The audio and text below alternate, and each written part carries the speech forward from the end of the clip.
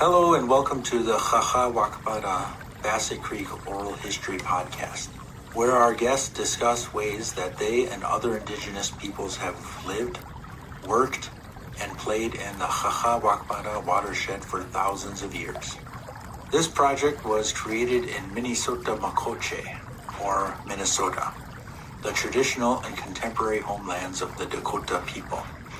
The project was co-led by Dr. Casey Keeler and Crystal Boyd, with support from community partners. More information is included at the end of this episode. On behalf of everyone who contributed to this project, thank you for tuning in. Good afternoon. I'm here with Jim Rock for the Bassett Creek Oral History Project. So Hamitakiapi, Wambdi Hayetu, Emakiapido. So I said hello my relatives. I'm Wambdi Hayetu, part of my name. Ocheti Shakling Oyate, Hemataha, Imenija Ska Imachage. Hello my relatives. I'm of the 7 Starfire Nations. I said I was born at Imenija Ska, that's St. Paul. My ate, dad, was Sisito on Dakota. He went back to the stars about 11 years ago. So I wish you could have been hearing this from him. It's a joyful, beautiful responsibility to try and, his moccasins, and he always walked with love. He was a wonderful ambassador. He modeled our values so well, and so anyway, he is in large part why Roxanne and I are together. So that's why I need to mention he was one of the very few elders that Roxanne hadn't met yet around here in the Twin Cities. We were both at the University, Minnesota Twin Cities. So let's see, did I say anything else I didn't translate there? I guess it's a stopping place just for intro. Well, thank you for that. That was such a generous introduction and such a nice tribute to your dad as well. So you mentioned that you were born in St. Paul, but for how long and have you lived in this area surrounding Bassett Creek? Oh yeah, it's interesting. Most St. Paul people don't cross the river to the Minneapolis side, and vice versa. We get very loyal over generations. If that's a Minnesota thing, or probably even more so Indigenous, we do love the places we're a part of. We invest in those relationships. We want to see the health of all our relatives. That's why when we greet hello my relatives, I'm seeing the rooted, the ones that still have green out there, and the ones who have little buds ready to poke out, and the wingeds, the crawling, swimming, all the relatives. And so those healthy relationships are key, and I think that's what maybe in some ways we put down roots, and I've kind of learned that I need to be more flexible. And if anyway, so after university, my first work was up at the White Earth Reservation. So I went 4.5 hours north, and then when I came back down, it happened to be on this side of the river. So I still have family, friends. I'm on projects of sacred site and wetland restoration, and I work with archaeologists and universities and so forth on both sides of the big river, the Wakpadan, or Wakpa. Yeah, we're at Bassett Creek, Wakpadan. The dang makes it like creek instead of river. Wakpadan. Yeah. So my dad was he didn't really use much English till about age 12. He was a first language speaker, and he was his kunshi, his grandma's assistant for those 12 years. She was a Wakpadan, a leaf woman, an herbalist, and a doula, midwife. So he would follow her all over and with her bundles and putting tobacco and bringing back the different food plants and medicine plants and preparing them, and she had her bundles, he said, over by where her bed roll was, and so at age 12 he went off to boarding school. Roxanne and I both have Indian dad and non-Indian mom who it's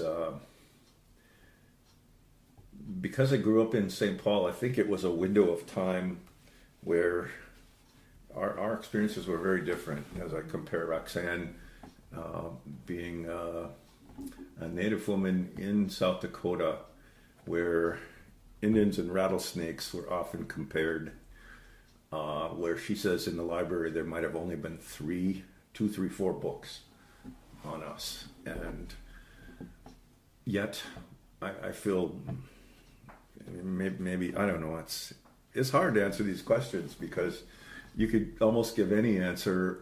It's what do I want to focus on? I can't, sure, there were times of where you feel bad, but also times where we would find our colleagues, in the elementary school, I'd sit in the back row with the ho-chunks or the kids who spoke Spanish, or we had melanin and diversity in the 60s, and it was a time the country had its growing pains. And there were things that I didn't realize about my ate, my dad, that he didn't tell me till about 6 months before he passed, because he knew I'd probably brag him up, and he was so humble. So I think it's important to share, though, for this project that, he was always kind of behind the scenes leader, advocate, bridge. Mm-hmm. He didn't want to be out front. He barely let us take pictures. He didn't want recordings. This made him uncomfortable. So part of me, Roxanne and I we have to be used to it, but there's a piece of me that I just, like him too, it's I have to pretend I'm not being taped. So then he was with Dr. Martin Luther King and Ralph Abernathy and Dick Gregory in Milwaukee, multiple occasions for in the early 60s, like I think there was a 61 and 63 march. One was with elder housing and one was sanitation workers, and so that very early Rainbow Coalition, I'm not sure they even called him that, but he was tall, and for part of his time he was grinding cocoa beans, cacao, making chocolate in Milwaukee after Korea. So at the boarding school at Flandreau, they told him never use that language again, and basically those boarding schools would give you a 4th grade education at best, and usually just some service skills if it was horseshoeing or welding or carpentry. But he loved all of that. He had many skills. He just never got the degrees for it. I saw other people taking it, even engineers and so forth, taking his ideas, and he was always coming up with improvements and so forth. So it was one of the last road trips we got to make, was go back over there, and he showed me where that chocolate factory was, but he also had 37 years of sobriety, and that's why I can be here. Again, it's the same for Roxanne and I both, that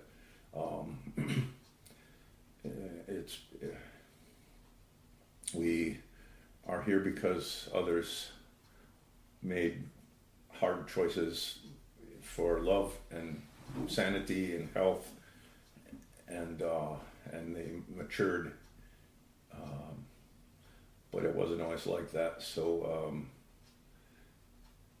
I think you feel that you want to give back for our children, grandchildren, and make this a better place. And so yeah, I have cousins over in Wisconsin and so forth too. So does Roxanne in Milwaukee. There were so many pieces we didn't realize how much we knew, and that's he could see things. Both of us were kind of the nerdy academics who just wanted to focus. We didn't have we kept our boundaries, and it was I was teaching for American Indian summer STEM program.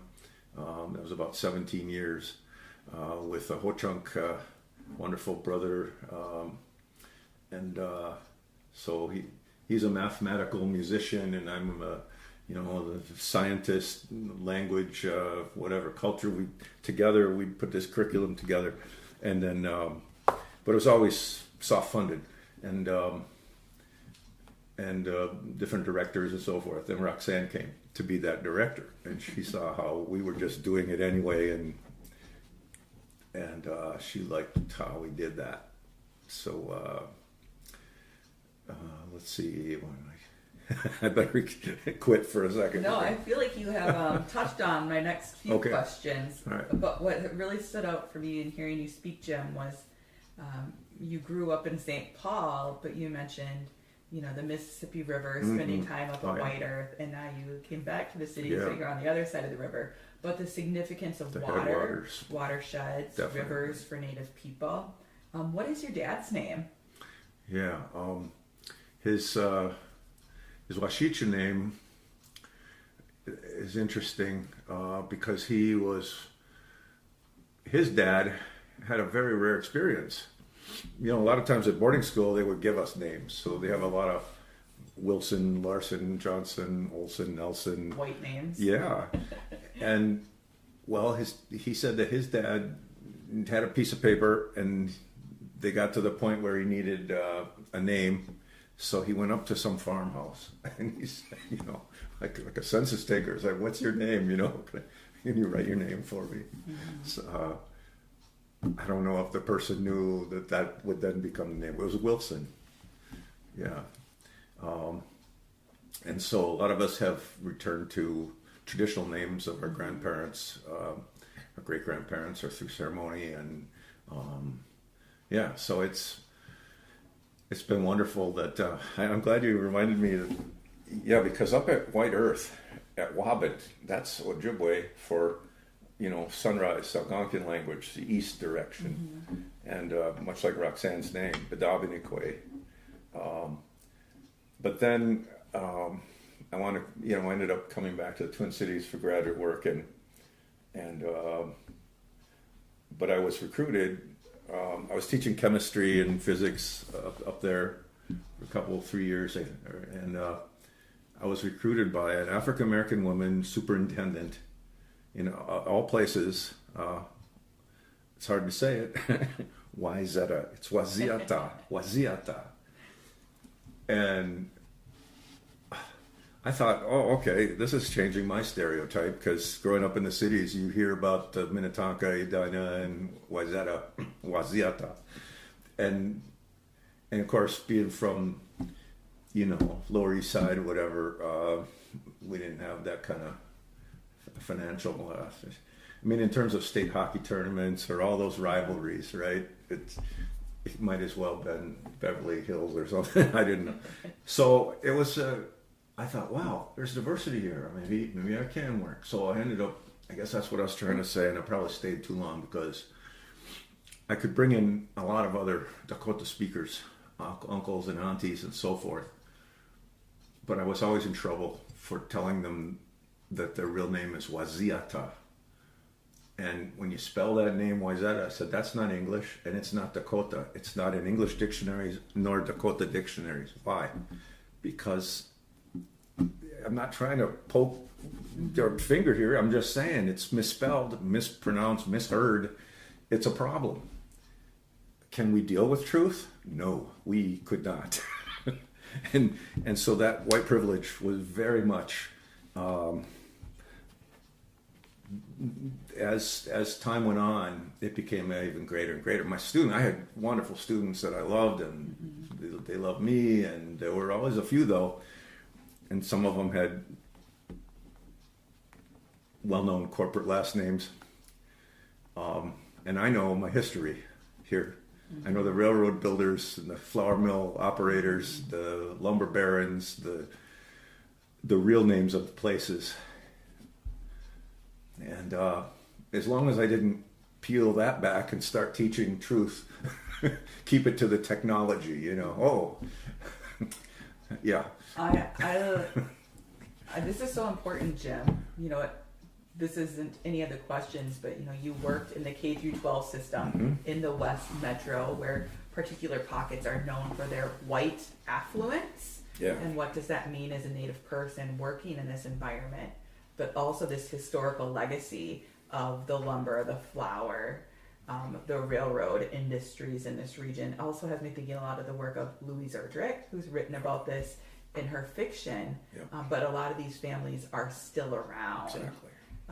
And then today we also have a fair number of Fortune 500 companies in the West Metro as well, attending these schools at particular There's the places. and the, you know, Blakes So, and the, yeah. In these schools that you were teaching in, did you ever have Native students? Oh yeah, that's what's so amazing. And you know, I'm concerned about naming names too much here because it's like my dad. You know, you could easily name drop and people would, or even if I hint at it, you can figure it out. But there were some wonderful people who then grew up. If I knew them from 14 to 18 years old, and then they would be on mom or dad's board. And so now we're one or two generations where they have an ethical conscience. They look at the world differently. But in Minnesota, in education particularly, this is a time where this phrase, CRT, critical race theory, is so... They throw that term around. Well, of course, people like us, like Roxanne and myself, yourself, our view, our worldview is different, and it's a very good different. It's a very healthy, wonderful perspective. But how rare to have someone like you, in every way, ask those questions and peel that back, because most of the time you're sharing it on ears that just don't want to hear what's really behind it. And it's really hard to put into words because they're so loaded with thought and heart, mind and, you know, feeling. So when I think back to the patience my dad had, like one time we did a lot of father-son stuff. So over at corporate headquarters at 3M once, you know, it's because I was trained in chemistry, chemical engineering, astronomy and physics, all that nerdy stuff. I was 2 years old with glasses. So as I think back, what made me love education? Why did schooling work for Roxanne and I, in spite of how most of it was colonial? And I think it's that deep curiosity. And you know, we're related to these little crawling ones here. It's so with my glasses, I could see things down in the, you know, on the grass blades or something. And then I also realized, even though I was 2 or 3 years old, you know, that when the light went through, you could see a little sun and it would get hot, and so you could light leaves on fire. Oops. So that's a pretty powerful tool. We couldn't play with matches, but lenses for microscopes and telescopes. So seeing little stuff and faraway stuff, and that cosmology that develops. And just because my dad would say, learn everything you can from those books. But remember, there's much more written all around you and within you than in all those books. So he didn't discount Euro education, and he loved, you know, stories, and, you know, he was always reading too. But I had a grandmother who played Scrabble with me and so forth. So you learn math and spelling, and it's whatever it takes to give kids that positive feeling. And then when I could meet a few other people like Ben Blackhawk, or that somehow, you know, I remember it was an Ojibwe classmate in 4th through 7th grade. Everybody thought he was Japanese, and he didn't want them to know, you know, and they'd call him Fuji, for example, or, you know, so yeah, I could blend. My nose wouldn't let me blend. I got more of my mom's skin in my dad's nose. So there were times, and again, as long as I didn't have long hair, I wasn't always. But as I prepared for this, I have a book from like 9 years old from the school, and it was old when we had it.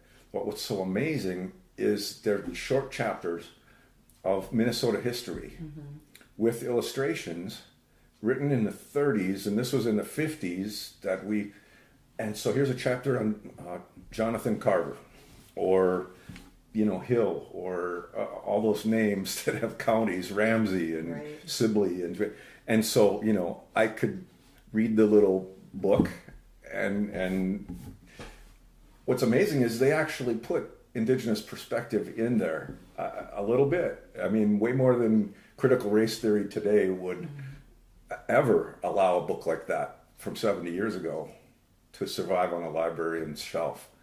I know, because the purges are happening. They always were. We always had to stand up for a broader perspective of, even if they're bad books, at least you can now document how bad it was. There was a $200 bounty on our heads. So my dad's family, his grandparents and parents, great-grandparents maybe, went over 1,000 miles away. They were the furthest of the exiles to go up to Saskatchewan. Dakota Whitecap Nation in Saskatoon, but then they went up to Prince Albert. So this winter I was able to connect with that community as I'm trying to find how, if any, and I realized I found some charts from, again, the 1890s and early aughts, that over half of those folks, if they did make it up there or last more than a year or two or three, over half died of TB. And they really didn't get to establish farmsteads or find employment, or so a lot then came back to these other places that became Whitecap or Standing Buffalo or whatever. So and so when I think about Wounded Knee and those who were Dakotas in exile who came south because it was tough up there. They were hoping grandmother England. I mean, I think of the Ukrainians going to Poland, with this little guy who was 10 years old and spent 600 miles on a train with a phone number on his hand. My dad talked about walking, 20 miles with bad shoes, if any, and bloody feet. And he wasn't on that, but we are still in exile here. 90% of us no longer live in our home state, and this entire state, Minnesota, Makoce, for 10,000 plus years. Right. We were here before the glaciers, and we came back, that mountain of ice. And so when you know the stories, and my dad's grandma would share those all through the winter, and the stars, that's how, what I'm getting at is the star stories and figures up there are the best mnemonics for layering multiple like teepee poles. One teepee pole's good, but a whole bunch leaned together and tied together, where think of each pole pointing to different stars, and now you've got this structure to live in, and it's a philosophical structure too. I call it starchitecture. And that's the Makoce project too, is because we do want to return to those traditional ways of living, Wichohang, and to use our language. My dad, many years he wasn't back here after he was wounded in Korea and recouped, and then when the urban environment and stuff. So some of his friends came around, but again, some of his friends. Boarding school, then they lost the language. He still was able to retain, but I wish I had learned more earlier, sooner. But it's the name of the stars. I'm just so grateful, because that's and his grandma. There's birthing connection to that. That's why in the Big Dipper, for example, there's a blue woman. Ton or Toon, depends if you say it, Toonie, Auntie blue auntie birth woman, could be translated, and she's the celestial midwife that helps the baby to be born. And if the mother is hanging onto the teepee rope and the contractions, and you've got other grandmas or aunties holding that mom to be, to try to keep that joyful, and so it's this cosmic umbilical cord. Mm-hmm. So we have this pouch, whether it's a turtle pouch or a salamander pouch for a girl or boy, and so there's the Milky Way, and these are the things that you could just go on and on explaining all that, and this is so good, and this is.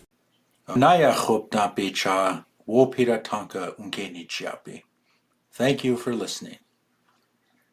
This project may serve as a model for other communities that seek to go beyond land acknowledgement. To learn more about this oral history project, please contact Hennepin History Museum. The project was produced following the standards and principles of the Oral History Association. In addition to this podcast, the interview recordings, transcripts, and narrator files included signed legal released agreements can be found at the Hennepin History Museum. Funding and other support was provided by the St. Anthony's Falls Heritage Board, Hennepin History Museum, Valley Community Presbyterian Church, and the University of Wisconsin. This publication was also made possible in part by the people of Minnesota through a grant funded by an appropriation to the Minnesota Historical Society from the Minnesota Arts and Cultural Heritage Fund.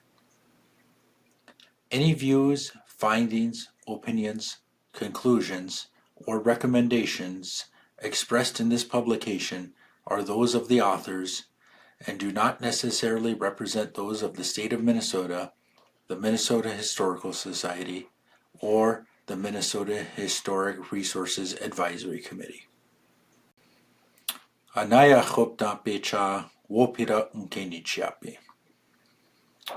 Thank you for listening.